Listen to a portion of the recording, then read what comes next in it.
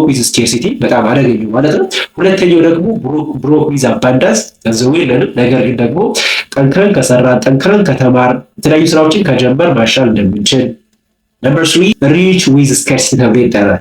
ይህ ደግሞ አንዴ ገንዘብ ካገኘን በኋላ እንግዲህ በቂ የሚባል ገንዘብ ይሄ ማለት መሰረታዊ ነገር ካሟላን በኋላ ከመሰረታዊ አልፎ ጥሩ ጥሩ ነገሮች ማድረግ ከቻለ በኋላ ይሄ ሳቲስፋክሽን ማጣት ራይት፣ ገንዘብን ብቻ ቼዝ ማድረግ፣ ከገንዘብ ውጭ ያለውን ነገር አለመመልከት፣ ሌሎችን መርዳት አለመቻል ራይት። ይሄ ምን ይባላል? that means rich with scarcity። ምን አለን?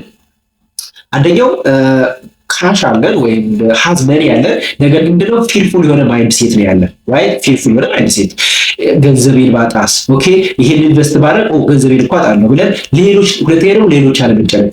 አብዛኞቻችን ኢትዮጵያ ላይ በተለይ ከ30 እስከ 40 እና እስከ 50 ያለ እድሜዎች ማለት ነው አንድ የፋይናንሻል ወይም የገንዘብ ነክ ጉዳይ ከጨረስን በኋላ ያን ያህል ግን መፍራት ኦኬ ኢኮኖሚው እንደዚህ ይሆናል፣ ገንዘብ ሊላጣ ይችላል፣ እንደዚህ ምን አይነት ከሆነ that means rich with scarcity ተብሎ ይጠራል ማለት ነው። we have money but we have fearful or negative የሆነ ማይንድ ሴት ካለ ይሄ ምን ተብሎ ይጠራል?